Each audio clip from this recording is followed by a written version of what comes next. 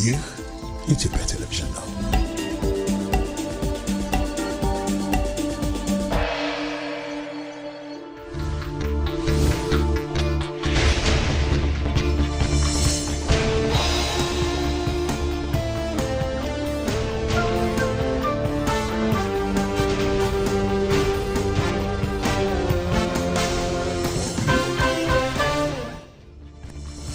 ጤና ይስጥልን። ሰላም በኢትዮጵያና በመላው ዓለም ያላችሁ ተከታታዮች እንደምን ቆያችሁ? አሁን 1 ሰዓት ነው ከምሽቱ።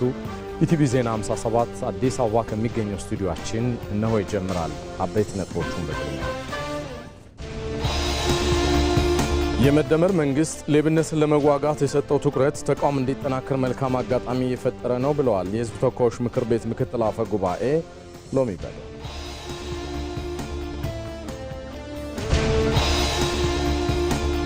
ኢትዮጵያውያን ለተለያዩ ችግሮች ዳርጎ የቆየው የግጭት አዙሪት በውይይትና ምክክር ተተክቶ ለሀገርና ለዜጎቿ አዲስ የአብሮነትና የጋራ ምዕራፍን ከፍቷል።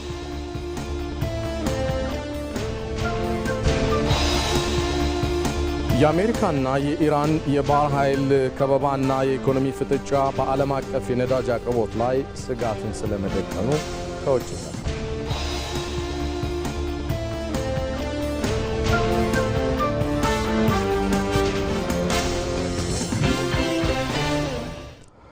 ሰለሞን ኃይለ ኢየሱስ ነኝ። አብራችሁን ዝለቁ። ምን አይነት ህይወት ነበራችሁ? ባህር ኃይሉስ ምን ይመስል ነበር? በእውቀትም ይሁን በትጥቁም ይሁን በሁሉም ነገር በጥሩ ደረጃ ላይ የነበረና የተደራጀ የባህር ኃይል ነበረን። የኢትዮጵያን የባህር ኃይል ስታፈርስ የኢትዮጵያን የተቀረውን የኢትዮጵያን ግዛት ባህር በር አልባ ስታደርግ እያደረገ ያለው የኢትዮጵያ ሉዓላዊነት አደጋ ውስጥ እየከተተክ ነው። የደርግ መንግስት ከተሸነፈ በኋላ ወዴት ሄዳችሁ? በእኛ ላይ አጠቃላይ በነበረው ጦር ላይ የደረሰው በደል መቼም ቢሆን የትም ቦታ ላይ ደርሷል ብለን አናስብም። እኛ እየጠየቅን ያለነው እኛ የተነጠቅነው ወደ ዓለም አቀፍ ሀብታችን የመውጫ በር እየጠየቅን ያለ የኤርትራ ብሔርተኝነት ባህሩ ላይ ያለ ብሔርተኝነት ነው። በራሱ መቆም የማይችል በራሱ የቆመም አይደለም። ሻቢያዎች ካደረጉት በላይ ሻቢያዎች ከለፉት በላይ የኛ ባንዳዎች ካደረጉት በላይ ርብርብ ያደረገችው ግብጽ ነች። ኢትዮጵያን ከባህሩ ለመቅረብ አግባብ በሌለውና ስርዓት ባጣ መንገድ እንድናጣው የተደረገ ነው። ዓላማቸው የነበረው ኢትዮጵያን ባህር በር አልባ ማድረግ ነው። እንጦት ነው የባህር በር ለሚሉ ሰዎች ምንድነው ምላሽ?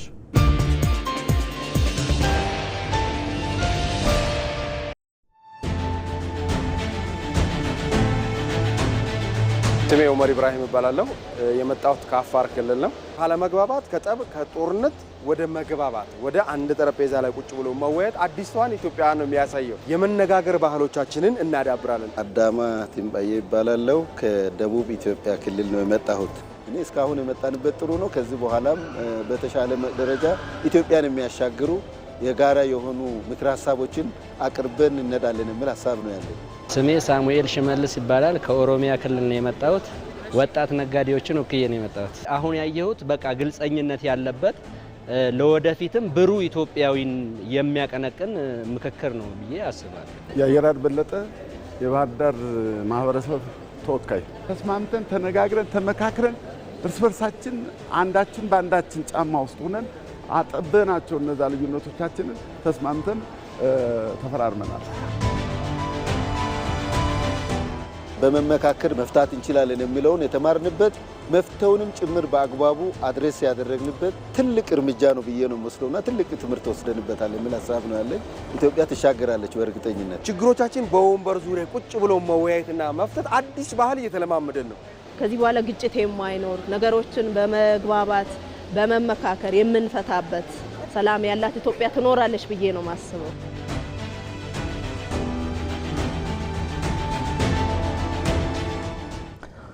ተመልሰናል። እየተካሄደ ባለው ሀገራዊ ምክክር የኢትዮጵያ ጉዳይ ያገባኛል ያሉ ዜጎች በንቃትና በኃላፊነት በመሳተፍ ላይ ናቸው።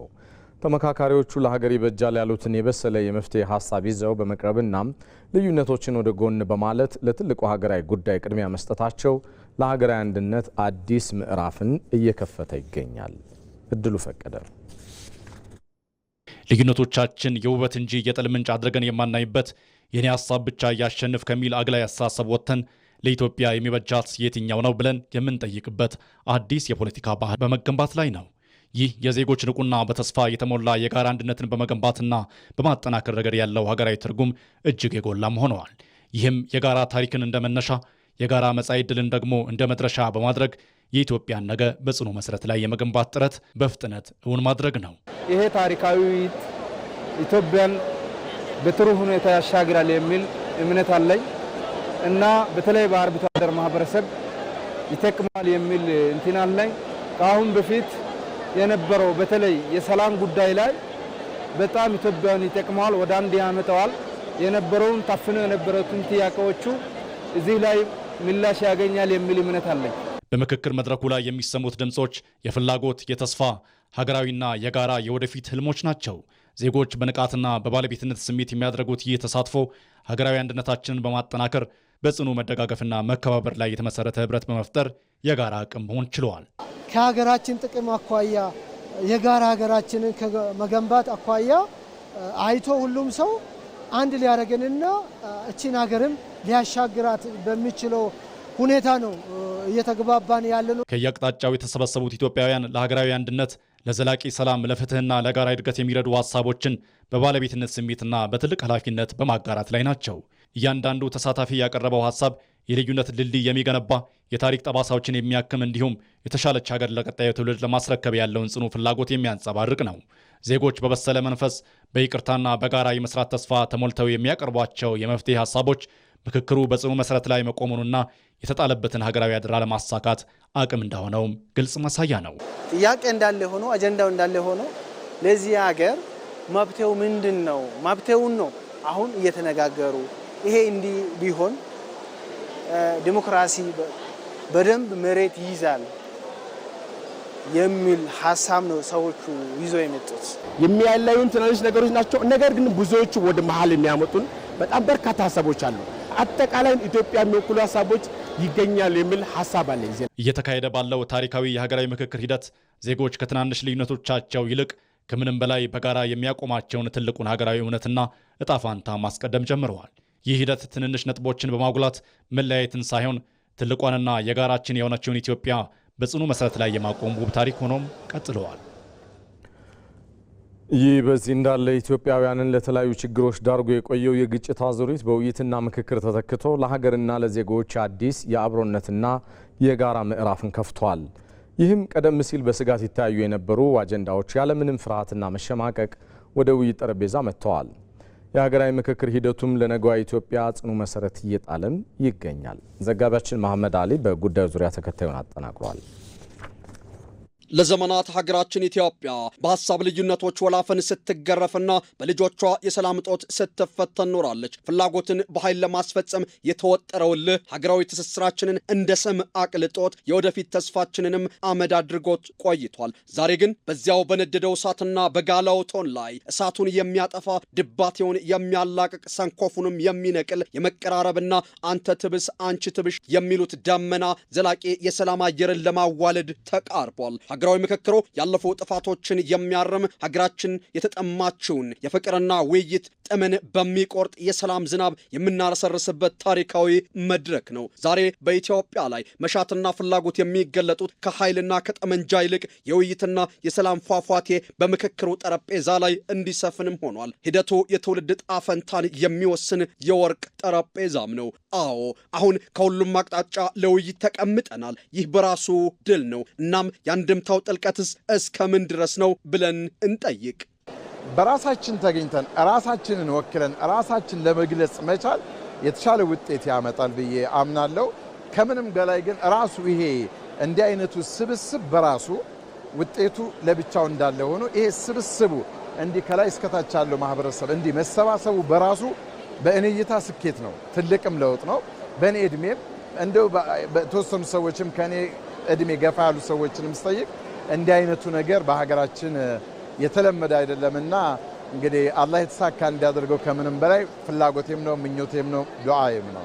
ጀርመናዊው የማህበራዊ ሳይንስ ሊቅ የርገን ሃቨርማስ የዓለምን የፖለቲካ አስተሳሰብ በነቀነቀው ዘ ቲዮሪ ኦፍ ኮሚኒኬቲቭ አክሽን በተሰኘው ታሪካዊ መጽሐፉ ላይ እንደሚለው በጠላትነት የተፈራረጁ አካላትና ቃላት በአንድ ጠረጴዛ ዙሪያ መቀመጣቸው ራሱ የሰላም ዋናውና ትልቁ ምዕራፍ ነው። እውነተኛ የህብረተሰብ እድገት የሚመጣውም በኃይልና በስልጣን ጭቆና ሳይሆን ሰዎች በምክንያታዊ ውይይት የጋራ መግባባት ላይ ሲደርሱ ነውም ይላል። የሐሳብ የበላይነትን ማመንና በኃይል ከመጫን በጉልበትም ከመተማመን ይልቅ በምክንያት ማሰብ፣ ሐሳብን ለማመንጨት ፈቃደኛ መሆን ሌላው በሐሳብ ገበያ ከቦ መነጋገሩ ድል የሚሆንበትም አመክኖ ነው። ይሄ ንግግር ደግሞ በተቃርኖ የቆሙ አስተሳሰቦችን ወደ አንድ በማምጣት የምንፈልጋትን ኢትዮጵያ በአንድነት ለመኖር አመቹና ዋነኛው መሳሪያ ንግግርና መመካከር ስለሆነ ጦር መሳሪያችን አስቀምጠን ወደ ምክክር መተናል ማለት ነው።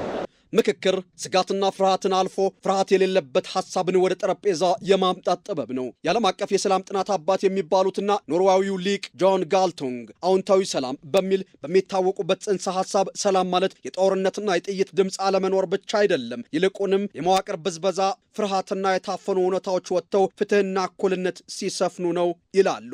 በሽታውን የደበቀ መድኃኒት የለውም እንዳሉት አበው የኢትዮጵያ ሀገራዊ ምክክር ሀገር እዚህም እዛም ለዘመናት ሲያጋጩ የነበሩ አይነኬ ሆነው የማይደፈሩ የብሔር፣ የድንበር፣ የታሪክና የስልጣን ቅርጫቶችን ያለምንም ፍርሃት ወደ ጠረጴዛ ማምጣቱ ህዝቡ በስርዓቱና በሂደቱ ላይ ያለውን እምነትም ያሳያል። ያንዳንዱ ኢትዮጵያዊ ድምፁ እንዲሰማ በማድረግ የሀገሪቱን የወደፊት የጋራ እጣ ፈንታ በጸና መሰረት ላይ እንዲያቆምም ያደርጋል።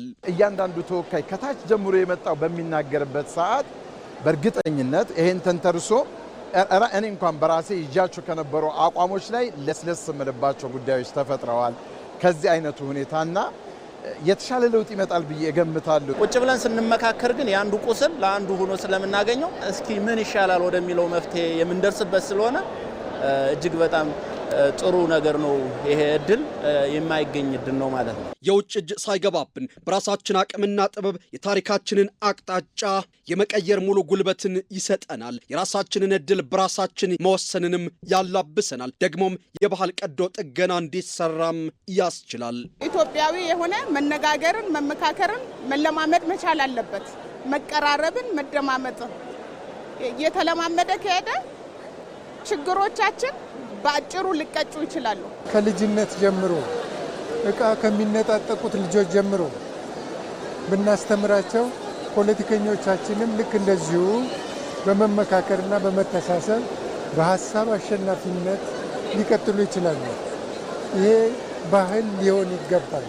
ይህ ሀገራዊ ምክክር ለኢትዮጵያ ታሪክ አዲስ ወርቃማ ምዕራፍ ነው። ለዘመናት እንደ እሳት ሲያቃጥለን እንደ ሐሩር ሲገርፈን የኖረውን የግጭትና የጦርነት መንፈስ ዛሬ በሰላምና በውይይት ማዕበል እየተሸነፈ ይገኛል። እዚህም እዛም የሚወረወሩ ቃላት ቀደም ሲል ግንኙነትን የሚያሻክሩ ፍላጻዎች ነበሩ። ዛሬ ግን የሀገራችንን ቁስል የሚያከሙ ፍቅርን የሚያበቅሉና የተስፋችንን ፋኖስ የሚያበሩ ሆነዋል። ይህ የምክክር ሂደት የዴሞክራሲያችን ማዕዘን ድንጋይ፣ የነጻነታችን መሰረትና የሰላማችን ማረጋገጫ ነው። ጠረጴዛ ዙሪያ የተቀመጥነው ለጊዜያዊ ፖለቲካ ሳይሆን ለቀጣዩ ትውልድ የተረጋጋች እድገቷን በጥረቷ ያረጋገጠች የተከበረችና የታፈረች ኢትዮጵያንም ለማስረከብ።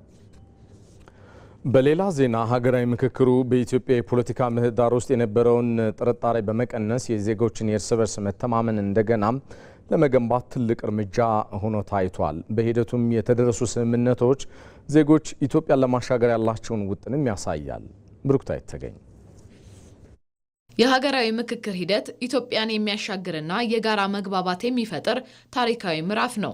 የዚህ ሂደት ስኬታማነት የተሻለችና የጸናች ኢትዮጵያን በመፍጠር ለአዲሱ ትውልድ ማስተላለፍ ነውና ሂደቱን አካታች በማድረግም በምክክሩ ሂደት ኢትዮጵያን የሚወክሉ የተለያዩ የማህበረሰብ ክፍሎች ስብስብ እንዲፈጠር ተደርጓል።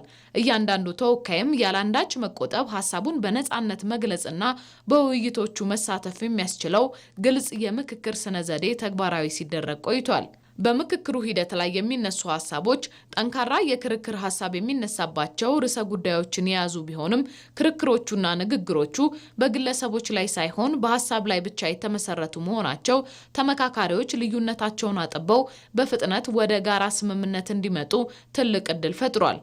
የመጡባቸው አቋሞች የተራራቁ ቢሆንም በሂደት እየተመካከሩ እየተነጋገሩ አንዱ የሌላውን ቁስል ሲያዳምጥ የሌላውን ስጋት ሲያዳምጥ አይ እንዲህ ከሆነማ እንዲህ ማድረግ እንችላለን እያሉ ተግባብተዋል። እርግጥ ሰው የተለያየ አቋም ይዞ የመጣ ሰው ያው መጀመሪያ ላይ አይግባባም እና በመጨረሻ ግን ወደ መሀል እየመጡ እየተግባቡ መጥተዋል። በሂደቱ እየተነሱ ያሉት አጀንዳዎች በውስን ወይንም በጊዜያዊ ጉዳዮች ላይ ብቻ የሚያተኩሩ አይደሉም።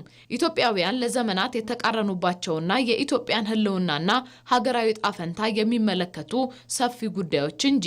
ብዙዎቹ አጀንዳዎች ላይ በከፍተኛ ነገሮች ምክክሩ አንዳንዴ ሞቅ ይላል፣ አንዳንዴ ለምሳሌ በሀገር ግንባታ ላይ የቋንቋ ጉዳይ አለ፣ የባንዲራ ጉዳይ አለ። በጣም ሞቅ ያለ ምክክር ነው የነበረው። በጣም ወሳኝ ነገሮች ናቸውና ፌዴራል ካፒታል የሚባለው አጀንዳ ላይ በሰላም ግንባታ ላይ የነበሩ ምክክሮች ጠንከር ያሉ ምክክሮች ነበሩ እና በዚህ በምክክሩ በጭቅጭቁ በመካከል እውነቱን አግኝተው መሀል ላይ መጥተው ተግባብተዋል። የምክክር ሂደቱ ከየትኛውም ተጽዕኖ ፍጹም ገለልተኛ በሆነ መንገድ እየተከወነ የሚገኝ በመሆኑ የገለልተኝነት መርህን በጠንካራ ሁኔታ መከበሩንም የምክክር ሂደቱ እያመጣቸው ያሉ ውጤቶች ዋነኛ ማሳያ ናቸው። በዚህ ሂደት ውስጥ ከውጭም ሆነ ከውስጥ በሂደቱ ላይ ምንም አይነት ተጽዕኖ ሳይደረግ ነው እዚህ ድረስ ነው። ምንም አይነት ተጽዕኖ አልተደረገም ስል ደግሞ ዝም ብሎ ሳይሆን ስራችንን የፈተሹ የፖለቲካ ፓርቲዎች፣ ሲቪክ ማህበራት እንደ የውጭ ሰዎችም አይተውታል። ማለት በጣም ትራንስፓረንት በጣም ግልጽ የሆነ ሂደት ነበር። እያንዳንዱን ስቴፕ በምንሄድበት ጊዜ ባለድርሻ አካላትን እየሰበሰብን እንዲህ ልናደርግ ነው፣ አሁን እዚህ ደርሰናል፣ ግብዓት እየሰበሰብን በጣም ግልጽ ሆኖ ነው የተከናወነውና ምንም የተለየ ተጽዕኖ አልተደረገበትም። ይልቅ ከብዙ አካላት ከተሳታፊዎች አስተያየት እየሰበሰብን አካሄዳችን እያስተካከለን የመጣንበት ሂደት ነው። ይህ ሀገር ወደ መግባባት እየተቃረበች የምትገኝበት መድረክ ልምምዱ ነገን በምክክር ተሻግሮ የመጽናት ኃይልን ከፍ የማድረግ መንገድን ከፍቷል። እዚህ ሸጎሌ አካባቢ ከሚገኘው ስቱዲዮአችን በቀጥታ ስርጭት ኢቲቪ ዜና 57ን እየተከታተላችሁ ነው። እየተወደዳችሁ እንቀጥላለን። የመደመር መንግስት ሌብነትን ለመዋጋት የሰጠው ትኩረት ተቋም እንዲጠናከር መልካም አጋጣሚ የፈጠረ ነው ብለዋል የህዝብ ተወካዮች ምክር ቤት ምክትል አፈ ጉባኤ ሎሚ ባደው።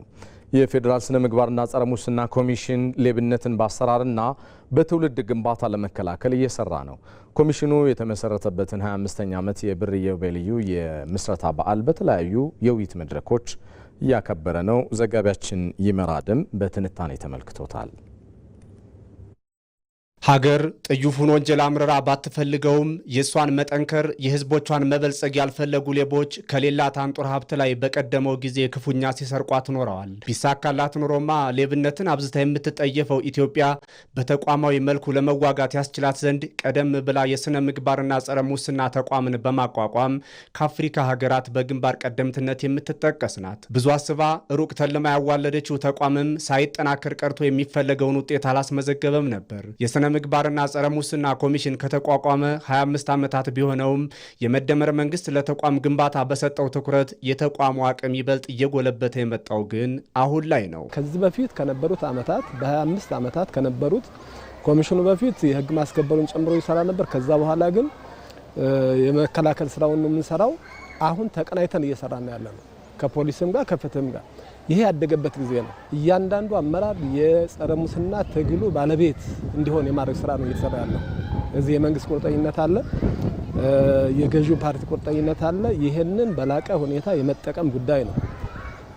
በሶስተኛ ደረጃ የተቀመጠው ከሶስቱ የትግል ምሰሶች መከላከል፣ ማስተማር፣ የህግ ማስከበር ስራ ነው። የህግ ማስከበር ስራውን ደግሞ ከፖሊስና ከፍትህ ጋር በጋራ በቅንጅት እየሰራን ያለ ክቡር ጠቅላይ ሚኒስትራችን ሙስና ቀይ መስመር ነው ያሉትን በተግባር እየታየ ነው ያለ በቁርጠኝነት። አሁን እነዚህ የሚወሰዱ እርምጃዎች ሁሉ በጥናት ላይ የተመሰረቱ ናቸው። ስለዚህ ይህንን በላቀ ሁኔታ እንጠቀምበታለን። የ5ኛ ዓመት በዓላችንን ስናከብር እርግጥ ነው ኢትዮጵያ አሁን እየፈጠረች ያለችው የብልጽግና ጉዞ ሁለንተናዊና ፍትሐዊ ተጠቃሚነት እንዲረጋገጥ በሌብነት ትግሉ ላይ ህዝቡ ባለቤት መሆን እንዳለበት የግድ ይላል። የሌብነት ዳፋው ገፈት ቀማሹ ዞሮ ዞሮ ሀገርና ዜጎቿ በመሆናቸው ህዝቡም ሌብነትን ይከላከል ሲባል ከድርጊቱ ጥፋት የተነሳ ነው።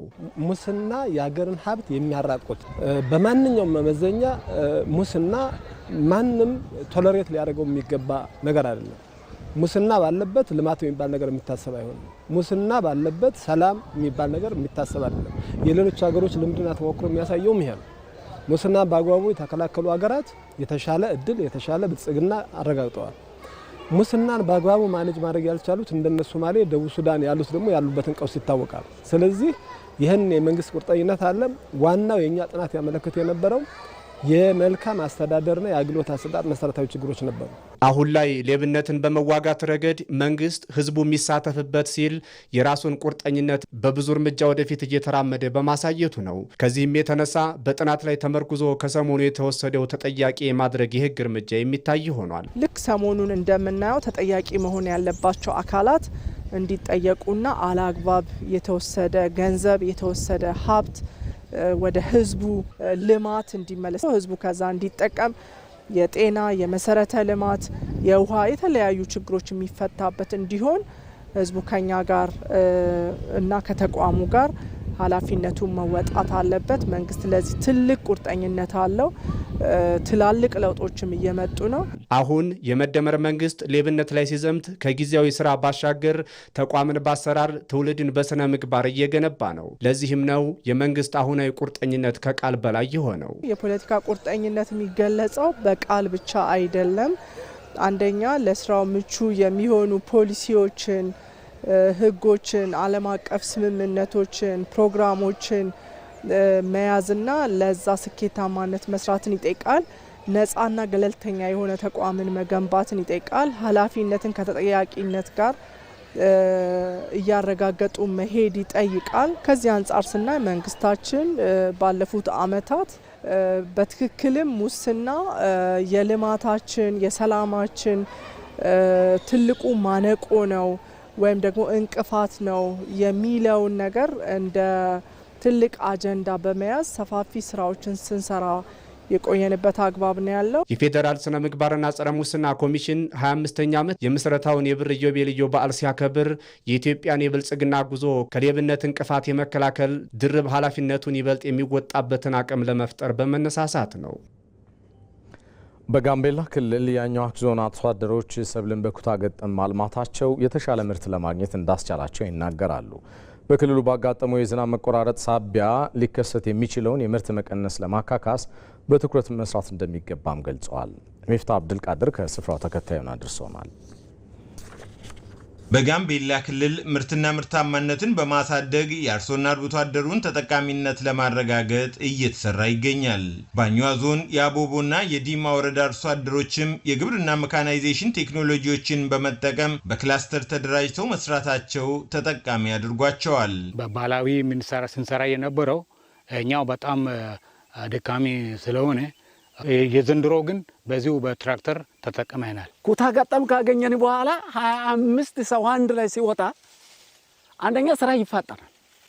በወቅቱ ሰብሉ ሳይበተን ይሄ ማለት በምስጥ ሳይበላ አፈር ላይ ወድቆ እንዳይጠፋ ወዲያው ሰብስበን እናከማቻለን ማለት ነው። ይሄ በጋራ መስራታችን አንደኛ ተባይ ቢፈጠር ይሄ ክላስተር እርሻ ተባይን ለመከላከል አረምን በጋራ ለመቆጣጠር የገበያን ትስስር ለመፍጠር የሚጠቅም ነው ማለት ነው። አርሶ አደሮቹ በአካባቢያቸው ያጋጠመው የዝናብ መቆራረጥ የሚያስከትለውን የምርት መቀነስ ለማካካስ የሚያግዙ ተግባራትንም ያከናውናሉ። መሬቱ ሁሉንም የሰጡትን ሩዝም ይሆናል፣ ሰሊጥም ይሆናል፣ ማሽላም ይሆናል፣ የሰጡትን ነው የሚሆነው። ማሽላ ወደፊት አሁንም እየተዘራ ነው። እንዲሁ ዝናቡ ተስተካክሎ የሚዘንብ ከሆነ በጣም ይገኛል ብለን እናስባለን። ታምናውም የበለጠ ማሽላ ነው የሚገኝ። ያጋጠመን የዝናብ ስርጭቱ በጣም የተስተካከለ አልነበረም። ስለዚህ ያ ትንሽ ተጽዕኖ ፈጥሮብናል። ገልብጠን ዘርተን ያው አሁን ያለው ምንም አይልም። የአኝዋ ዞን ዋና አስተዳዳሪ አቶ ኒኬው ጊሎ እንዳሉት በአካባቢው የዝናብ መቆራረጥ የሚያስከትለውን ተጽዕኖ ለመቋቋም እየተሰራ ይገኛል። አየር መዛባት በተወሰኑ ወረዳዎች ላይ ኦልሞስት ታርሶ የነበሩት ማሳዎች በጊዜው ተበላሽቶ እንደገና በአዲሱ አሁን የታረሱ ያሉ አሉ። ግን በተሻለ መጠን ከተረጂነት ለመላቀቅ የተሰሩ ስራዎች አሉ። የአርሶ አደር ማሳዎች፣ ኩታ ገጠም እርሻዎች ታርሷል። ከዚሁም በተጨማሪ ቶሎ በጊዜ ሊደርሱ የሚችሉት ምርቶች በወቅቱ እንዲሰባሰቡ፣ ምክንያቱም ሰፊ ዝናብ የሚኖር ከሆነ በኋላ ማሳ ውስጥ ይበላሻሉ። ሌላው ምንድነው ያልተዘሩ ቦታዎች አሉ። ምናልባት ገና መዝራት የሚያስፈልጋቸው ነገሮች አሉ። ማሽላ ወቅቱ ነው። አሁን ማሽላ እንዲዘራ አሁን እየታረሰ ነው። ከተረጂነት ለመላቀቅ የተያዘውን ሀገራዊ ግብ ለማሳካትም ትኩረት ተሰጥቷል። ኢትዮጵያ ከተረጂነት መላቀቅ ያስፈልጋል የሚለው የጠቅላይ ሚኒስትራችን ግብ ናት። ስለዚህ ይህን ለማድረግ መስራት ያስፈልጋል። ይህን ለመስራት ደግሞ ያው መሬት አለ።